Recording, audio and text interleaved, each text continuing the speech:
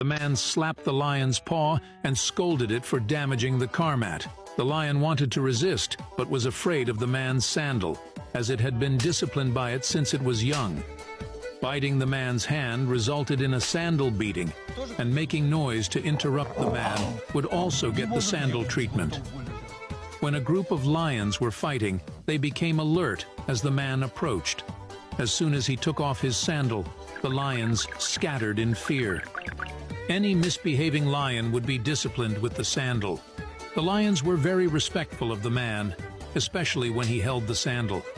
This respect wasn't only due to his physical threats. This was a dilapidated zoo, and the man